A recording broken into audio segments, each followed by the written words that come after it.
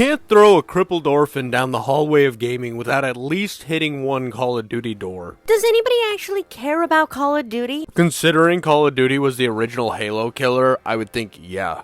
Actually, Halo's still getting sequels, okay? Call of Duty didn't kill anything. You're right, the only thing that got killed off was you after Halo 5. You think you can give me attitude like that? You don't know who you're talking to. I don't have time for stuff like this. Oh no, you're leaving. I'm so sad. Whatever, you have fun with your stupid magazine video that nobody's gonna watch. I really wish you'd just move out of my house. Anywho, Call of Duty has been an absolute juggernaut since it entered the gaming sphere, being a more action-packed version of Medal of Honor, really the Fast and Furious compared to the Schindler's List. And with Raven Software coming out with one of the best Call of Duty campaigns in a long time, from what everyone has said, I figured it's a time to look back at their roots, the FPS game that really started Activision down the hardcore military vibes.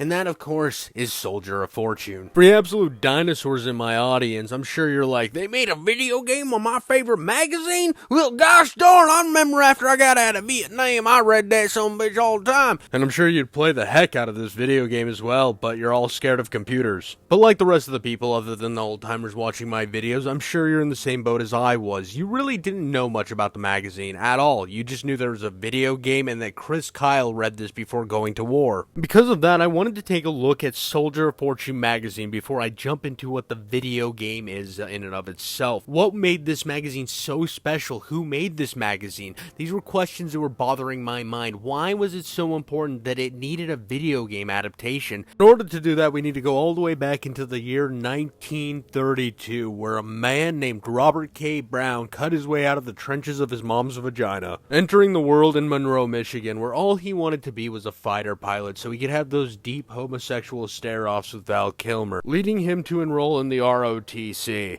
Now, if you know anything about people in ROTC, most of them are destined to be a mall cop somewhere, considering only about 30 to 50% of them actually make it into the military, and the rest are just the people in high school and homeroom class that make you salute them. Which almost seemed to be the destiny for Robert K. Brown, considering after high school he decided to have a little run in Michigan State College, where the dean and him agreed that he should probably leave Michigan State. And upon this discovery of finding out he sucked absolute ass cheeks at college, he decided to join the Marine Corps Reserves, deciding that his eyesight wasn't quite good enough to really get that good lock in and oogle down of Val Kilmer. So he enrolled in the Marine Corps Reserves, where he was approached by a snake oil salesman of an Army recruiter. You gotta watch out for those guys. They'll tell you anything to get you into the Army Corps. They told him he was gonna be the next goddamn James Bond. They said, if you join us, you will be the secretest secret agent ever, and we will train you to do so. Yeah, they were just telling him bullshit so he would join the Army, and that's exactly what he did. After completing his basic training, in his head he thought he was gonna be an absolute badass military man, like he had saw his grandfather do before him. He saw people in World War II coming back after kicking the fascist scourge in the anus.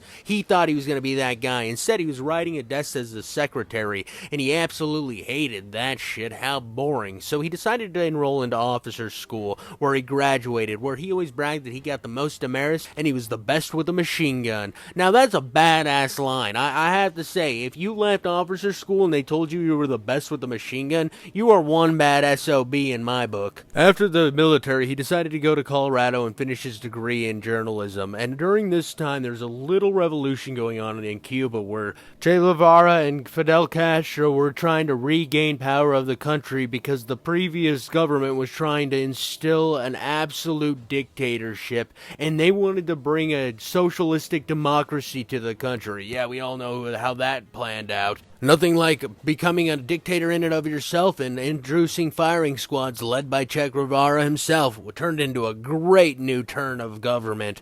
But at the time, they didn't really knew that. These guys were revolutionaries. They were fighting for the people. And Robert K. Brown wanted to be there. He wanted to see the action himself, considering he didn't see any action in the military, and he wanted that adventure. So he went down there, where though he never was able to meet either of the iconic Cuban revolutionaries, he was able to get his hands on a little book. 150 Questions for a Guerrilla. The Man Who Trained Castro. Yes, he had found this book on how to train guerrilla soldiers and decided decided to have it translated into English, where he and a friend set up a publishing company to publish and sell this book. It sold like gangbusters. It was an absolute success. But on the horizon, there was another problem popping up: the Vietnam War. During this time, the draft was in full swing. Everybody's brothers, cousins, and uncles were all getting drafted into the Vietnam War, and hearing this call to action, felt that it was his American duty to fight for this country the way he wanted to in the past in his previous service, so he re-enlisted into the military. During Vietnam, this dude was an absolute unit. He was a Green Beret, part of the Special Forces. He was a goddamn war hero in my book. The dude went out there and became actual fucking Rambo. But just like with Rambo, when he came home, it wasn't all warm hugs and blowjobs. In fact, it was really the opposite. He came home to a place that was calling him a baby killer and a monster. So with this new information that the world hated him, he knew that he would never feel at home anymore. And now that he was put in this predicament, he decided to utilize his journalism background and start investigating conflicts around the world. I mean, there's nothing truly like doing a little war tourism right after you just get out of Vietnam, am I right, guys? But during this time, he saw that there was a lot of Americans who had listed after Vietnam into these different conflicts under being mercenaries and hired guns to work for these other governments, and he decided to inquire what it would take to be in these conflicts. The one he was currently at said they weren't in need of anybody, but they knew somebody in the Middle East that was hunting mercenaries for their projects, and he had found out that you didn't have to pay anything or do anything really to be hired by this country. They just sent you an application and you got the fucking job. So Robert, being the entrepreneur that he was, decided to utilize some of his journalistic contacts to reach out to a bunch of different magazines and such, like Guns or whatever you may have, anything that had to do with militias or anything. He reached out to them and had an ad: if you want to be a mercenary, give me $5 and I will send you an application and you can load up and go to another country where they'll pay you to fight in their war and you'll be the hero in your own eyes. After seeing how fruitful this endeavor was and knowing most of these guys never actually went and became militia members, Robert Brown realized something. He realized that people were willing to pay for the sense of adventure, even if it wasn't them going on the adventure themselves. So he took the money he made from this endeavor and the money that he made from selling the half of his publishing company, remember the Guerrilla War book, he then took that and started his own magazine, Soldier of Fortune, a journal for professional adventurers. Now, what I've gathered from people I've talked to who were around when this thing was really kicking up dust and was the mainstay of badassery, was it was not only teaching you cool ways to survive and tactics and how to fight, but it was also regaling you in awesome combat stories from mercenaries around the world and other soldiers from around the world. It was not only a place where Vietnam vets could talk about their experiences without being absolutely lampooned at every occasion, but it was also a way for people who would leave Vietnam and go and experience what was going on in these other absolute atrocities and tell you what the happenings were. And there's a reason that action movies and war movies sell. It's because we like it. It's interesting, it's engaging, it's fun. You're living someone else's experiences and enjoying them for yourself without actually getting your hands dirty. Now, this isn't without its faults. You see, there was plenty of controversies that popped up because of Soldier of Fortune, and mainly because it had a classified section where people would put ads up where countries were hiring mercenaries and this and that. Well, one time some dude put a classified up and it ended up being for an actual hitman job in the States. Because basically one nut job saw that there was a classified section, thought, maybe I could use this to hire somebody to kill my wife. And that's exactly what he did. He had his wife killed by a hitman that he found from a classified section using Soldier of Fortune. This was then put into court and used to sue Soldier of Fortune magazine. This was ended up overturned after they won the lawsuit by the Court of Appeals because of the fact that it was super ambiguously written and made to look like it was trying to hire mercenaries and not actually hire a hitman, putting the fault back on the person who fucking made the ad to begin with. I mean, it's not on the magazine to know that you don't actually mean you're hiring mercenaries for a war, but you're actually hiring a hitman to kill your wife. Now, this ended up leading into some other dramas that got the classified section section closed, which you probably shouldn't have a classified section in the end of your mercenary magazine to begin with, but at least they finally did figure this out and stopped having that section. But again, this magazine would go on to be one of the longest running magazines of all time, and will still to this day has a website where you can go learn about the fun that people had in other wars or in the wars going on right now. And Robert K. Brown is still out there kicking around, living his life, and even when he was still running Soldier of Fortune and hadn't sold it to somebody else to turn it into a website, he always believed that the best place to get training for the military was in the military. It wasn't to just skip all that and go to some merc school and then go across seas and fight in some war even though you've never fought before. He always advocated for the idea that you should get military training from the military before ever embarking on the idea of becoming a mercenary without any real training, or some guy named Jim who will take you down to Busch Gardens and let you hide in the trees for 15 minutes and then go to an actual conflict. But it was honestly what made this magazine so special was always the fact of adventure. There was always that idea that if you didn't have to go and do this, or if you would have had a family, you would have been a war hero somewhere. You would have been an absolute badass. You were always a step away from becoming Arnold Schwarzenegger or goddamn Chuck Norris. It's not hard for me to believe that Raven Software saw this magazine and saw the thrill that was being made from these stories of people such as John F. Mullins, a man who in the military was a Green Beret himself and then would go overseas to different conflicts and train soldiers to fight against their enemies. He would train absolute governments that had no idea what they were doing. He would train their soldiers to be able to handle themselves in conflicts. A man that was the epitome of what Soldier of Fortune magazine was in its heyday. Which finally brings us to today's game. Considering he is the absolute Giga Chad that is the lead we are playing, is we are embodying Mullins himself. Releasing in 2000, utilizing the Quake 2 engine with the advancements of the Ghoul technology, this game had like 26 different zones you could hit for a different amount of jibbing possibilities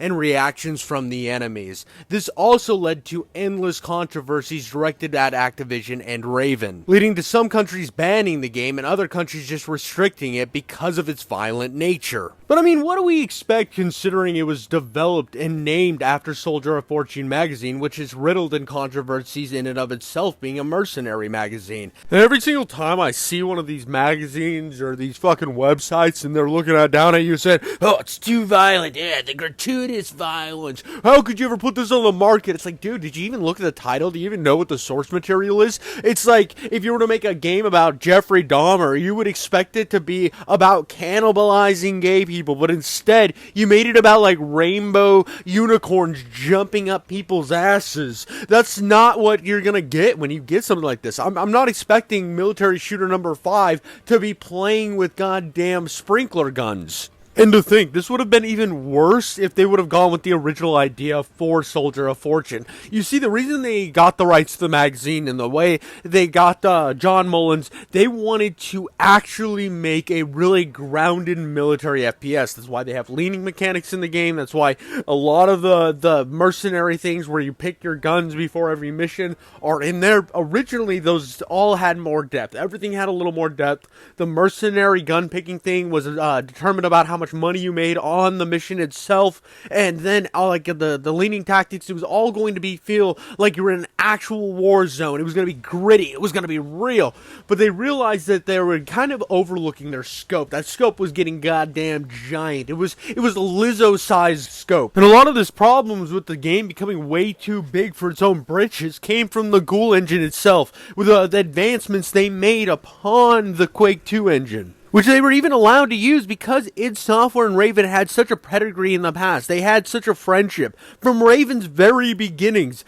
they were the team that always was able to use id Software. They were like down the street from id Software itself. So they had always been friends. So when they were making this game, of course they wanted to use a engine that they were already semi-familiar with. Yet as good as Quake 2's engine is, they didn't quite have the gore physics that they wanted to really push that realm of reality, to really give it the feel of a gritty war game. So that's where the Ghoul engine took place, or that Ghoul, whatever they is, the new map pack, the new fucking texture features, whatever you want to call the Ghoul enhancement to the Quake 2 engine. It was an actual jump in a better direction. Every time you shoot somebody, you have a different reaction. Like I said, there was like 26 different ways to jib somebody in this game. But because of all of the different things that went into making this Ghoul enhancement, it really had to put other things to the back end, put them into the burner. The whole being a mercenary in every mission, you have to only a certain amount of money to buy the weapons. They had to scrap the money aspect of it. Now you just pick your weapons before each mission. Because of how the enemy AI just kind of worked the same as it did when it was the regular Quake 2 engine,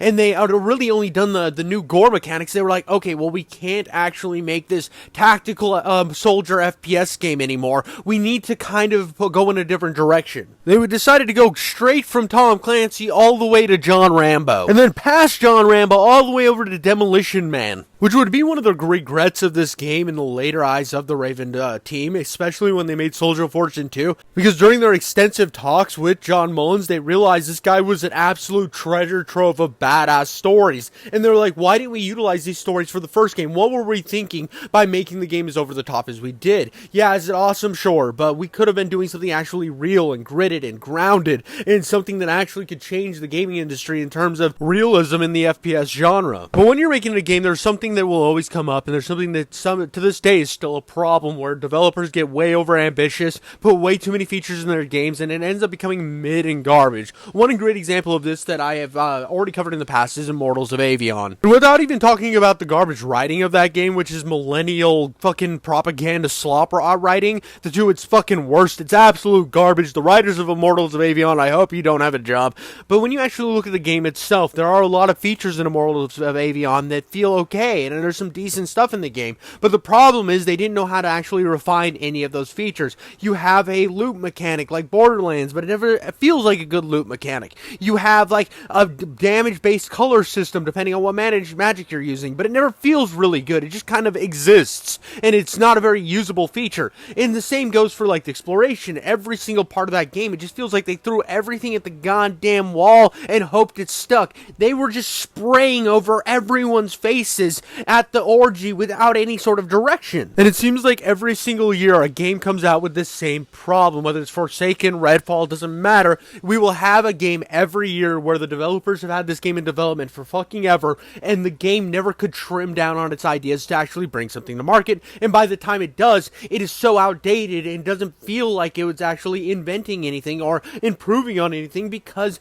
they didn't. They are in the past now because they took too long to bring their game to market. And as evil as these publishers can be about changing an artistic vision to hit a deadline, it is a necessary thing whenever it comes to art. As terrible as that sounds, you have to get your shit to market, and you have to trim it sometimes. And that's exactly what happened here with Soldier of Fortune. They said, hey, listen guys, we've taken too long on this Ghoul engine, we don't know if you're ever going to release anything at this point, and it seems like the industry's moving at a lightning fast pace. So now that we know everything that's happened, and we know that Activision had to step in and say, hey, you need to condense this into something that's palatable, that will actually get out at time. Did the game actually turn out good? Well, I mean, look at the history of FPS games. This is a legendary game. It worked out in their favor. In fact, you'll be hard-pressed to find an FPS channel who hasn't covered this game. They have rise and falls of this series. It's so iconic. This has left a staple in the industry for years and years to come. I mean, that's why I started this video out with the Call of Duty thing, because as much as I think Call of Duty was influenced by Medal of Honor, I also believe that it was undoubtedly also influenced by Soldier of Fortune and what this series was able to do in terms of level design and over-the-top action. Something I personally felt that Call of Duty always did much better than the Medal of Honor games. But here I am jack-jawing and slurp-buckling about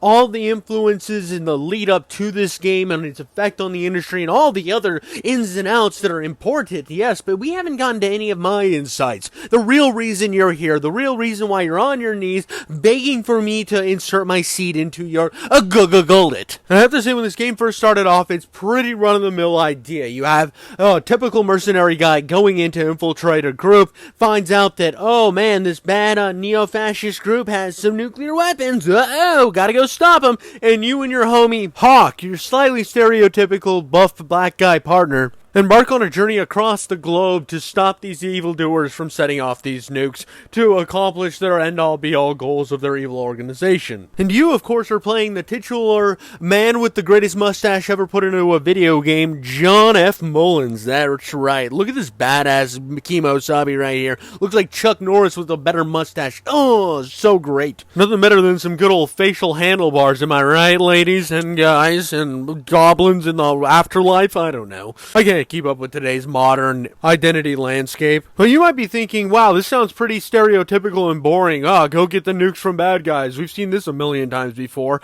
But what does this do differently? Why is it so special? Well, if you'd give me one goddamn second and to sit down and listen to what Papa has to say, I'd get there. Because the most important thing that sets this off from a lot of other games that would do the same similar concept is the world building and the level design. Everything in this game seems to have a point and a purpose. I mean, even the idea of me going and getting the nukes and going to each thing, I'm a mercenary, that's my job, and the game makes sure to highlight these world building moments to say, okay, you're doing this because you have a reason to do it. It's not just like the game Phantom Fury where you're constantly bouncing around the US and the world, not really having any real understanding of why you're there other than somebody told you to do it. It feels like you want to be there. You know you're getting a paycheck. You know that this is for the betterment of mankind. There are reasons to get you there. On top of that, you have characters to help you guide you to this direction, such as Hawk. I mean, as much as he is kind of stereotypical, I've seen the stereotypical black guy in a game before, such as Daikatana, where he kind of just sucked. But in this game, Hawk is your friend. He's your ally. He seems perfectly written for the role he obtains. And the game even gets you to a point where you're actually really caring for this character, even though you would think that a game this simplistic, you wouldn't care about anything by the time you finish it. You're like, I just killed some stuff. That was fun. Ooh, wait, can't wait for the next one where I get to kill more stuff. No, this game actually tries to build the sense of community and world around its simple concepts that it's running with. I mean, when you get between these big missions and these different locations, you have to go to this place called the shop. You go in there, it's a bookstore. You walk up to the guy who looks like he's a homeless Vietnam vet sitting on the side of the road, but he's actually manning the counter, and you tell him, hey, I want a copy of Soldier of Fortune. And the guy literally looks at you, he's like, right this way, and begins to lead you down into a secret headquarters of the organization that is the shop, a mercenary group with one task: protecting the world from evil outside forces. Because yeah, the military might know how to do a good job and the CIA is there, but they're not as good as the shop. They don't have John F. Mullins. No.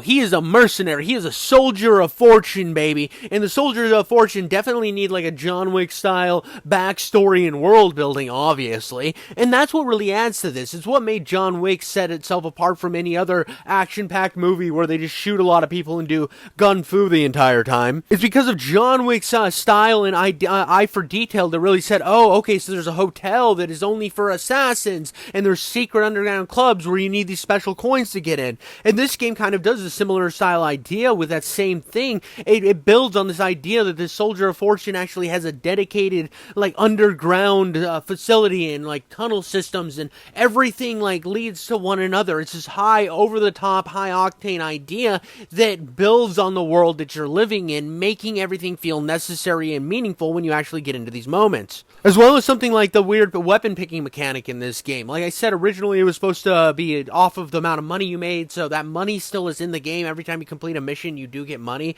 but you really don't ever think about the money when you're ever again. It's just kind of a score that tallies up. So that's kind of something that's like, I can see what they were originally going to do, but the way it works in the game is actually pretty cool. You're still building a loadout, something that you don't really see in this era of video games. This is something that started to come later in life, but that's why I said that this game had so much influence over the industry would then eventually get to, because you would think them using the Quake 2 engine, they would just do a running weapon wheel where you constantly have one one weapon bound to whatever keys and you can hold all the weapons you want. No. This game wants to be a little bit realistic, so you can only hold a certain amount of weapons, and you start the mission with one to three weapons at max, which breathes life into this story because it feels like you're actually being John Mullins. You're creating the playstyle that he will envelop and become, and it really fits to you and the story itself. It's helping you become one with John Mullins as a character, feeling like everything you do is important, and it makes you feel like you're a part of something, while at the same time building up the world and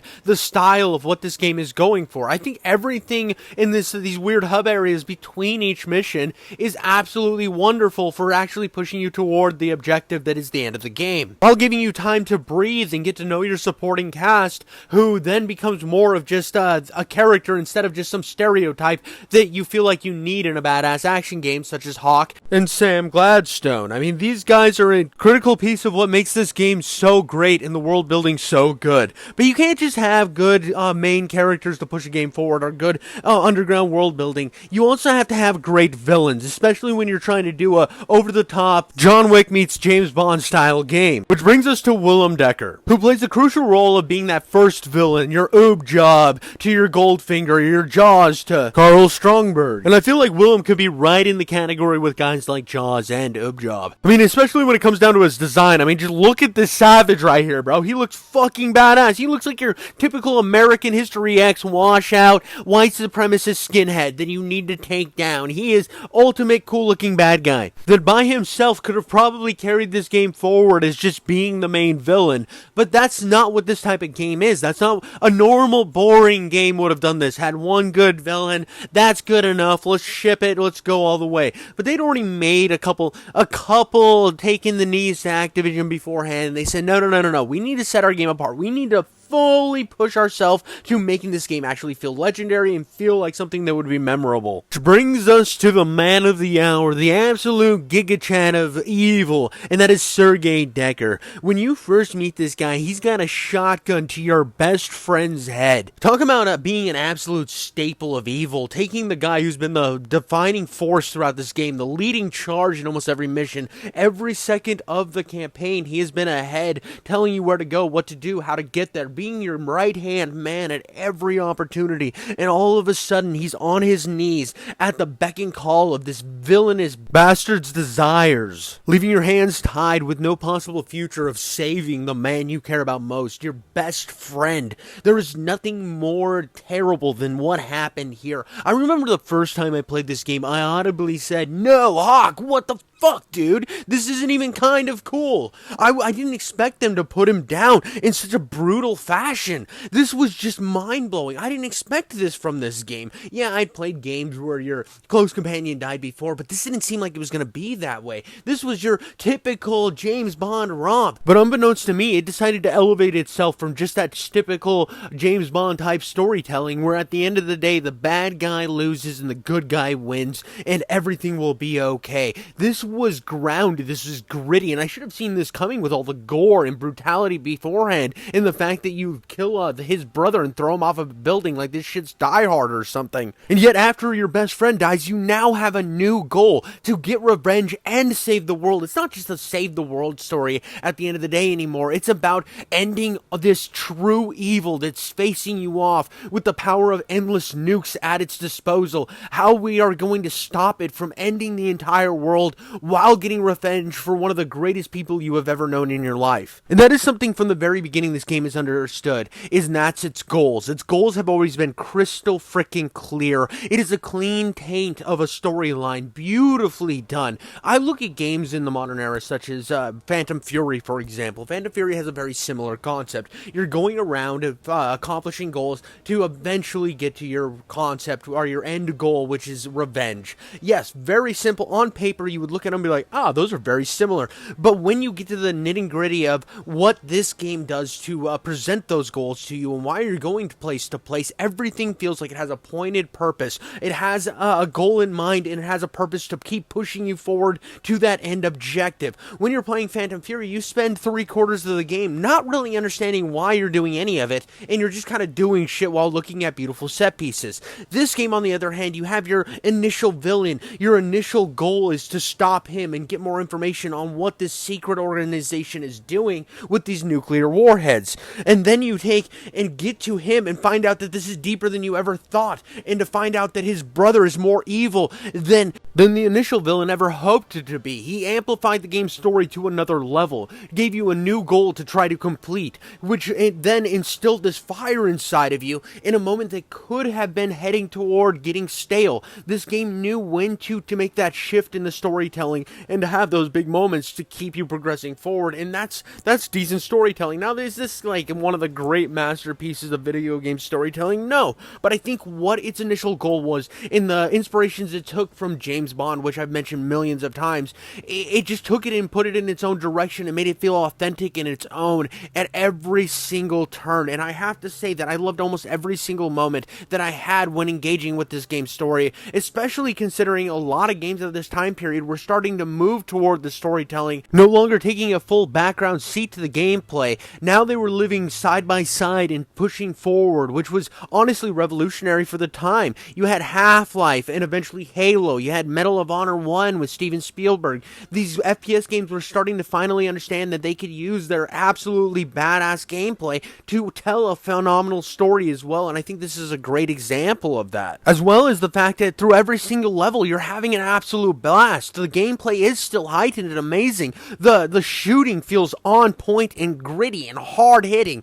Every gun that you pick up feels functional, and you have to learn it and wonder when it is best in its applications. Not everything is just a perfect weapon. It's how you utilize them in the moment. Take the big machine gun, the M60, for example. You think, oh, well, I've already used a machine gun in the past, an Uzi or a small machine gun. This is probably going to be similar to that. No, it's slower, so you have to pinpoint your shots a little better. You have to, but when you do get in those bad situations, you can fully unload, and it has a lot of damage behind it because you're shooting those big-ass bullets down their big-ass asses. And even the difference between the SMG and the Uzi silenced so you can get through areas a little quieter and move a little more freely, and it fires a little faster, but it doesn't do as much damage. And the regular SMG has a harder hit, but a decent middle point of fire that the M60 and the Uzi don't have. It's a perfect in-between weapon. Almost every single weapon in this game has a perfect place, from the starting pistol through the Desert Eagle. Everything is just perfect, and you're running through this game,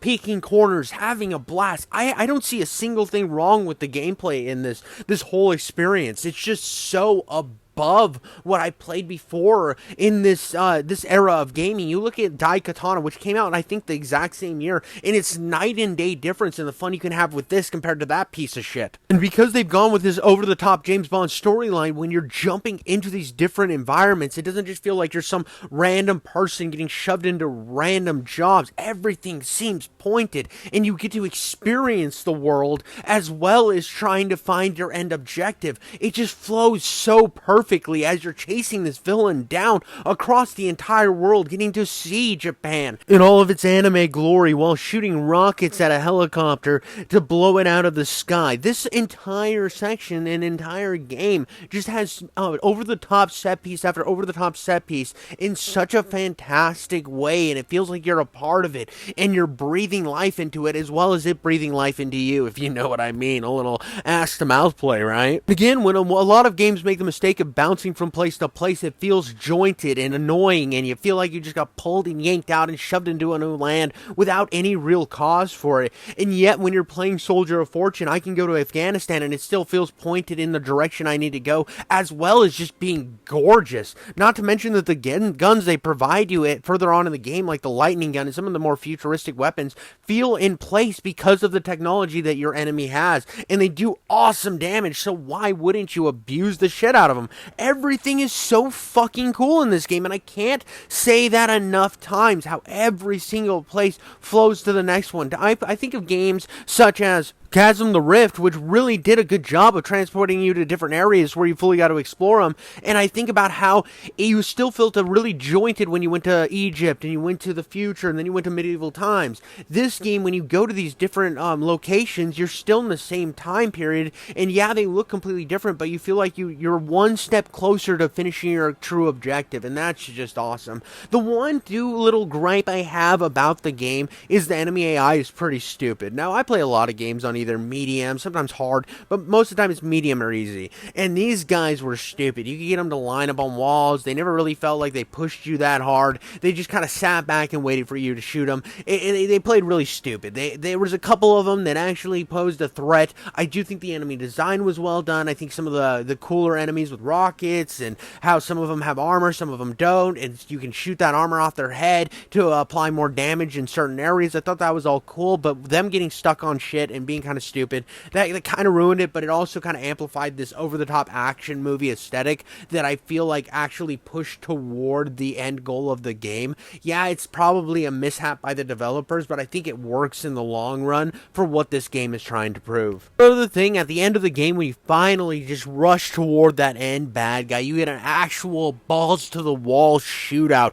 Tons of enemies are getting thrown your way, so you can mow through goon after goon after goon. I love this end section next to the submarine where you're finally getting to be face-to-face against that Power Ranger-looking mother trucker. One thing is known about FPS games, they are very hit or miss when it comes to boss fights. It's either they're the most annoying bullet sponge boss of all time, or they're overly complicated, or there's no boss fight at all. You get to the thing and they just do, like, you shoot one thing and you enter that thing and then you end the game. Like Quake 1. Quake 1 had a really terrible end boss fight where you just teleport inside of the thing and it's over. Game over. No boss fight. Cool thing was in the middle of the room and you never had to do damage to it.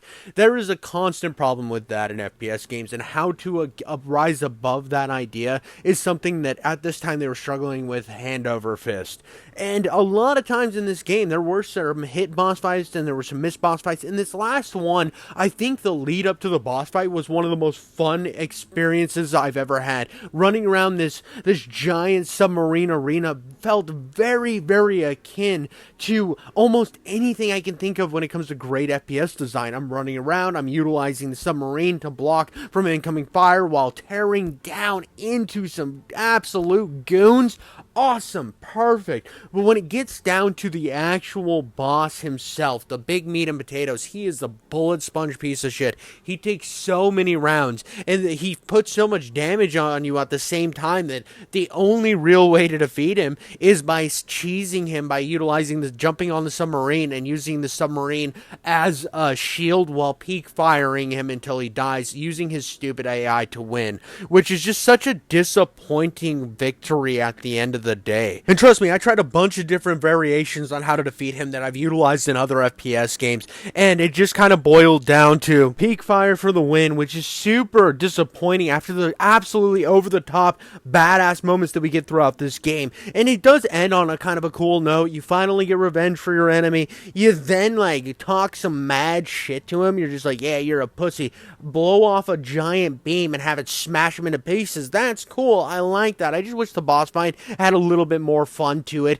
He had a little bit better AI to where I felt like I was actually fighting a real person and I wasn't just cheesing him. Because, like I said, you can just really cheese him from any direction that he can't get to. But overall, I still think it was an incredibly enjoyable time from start to finish. I think all the characters were well done. The enemy design was over the top and awesome. Every little character that spoke in this game seemed to be intriguing and have some depth to them. It weren't just somebody that was shoved in to be over the top evil or shoved in because, oh, we need a person here. They all felt poignant and part of the story. This was your total over-the-top James Bond experience without being a James Bond experience. This is mercenary James Bond to its absolute best.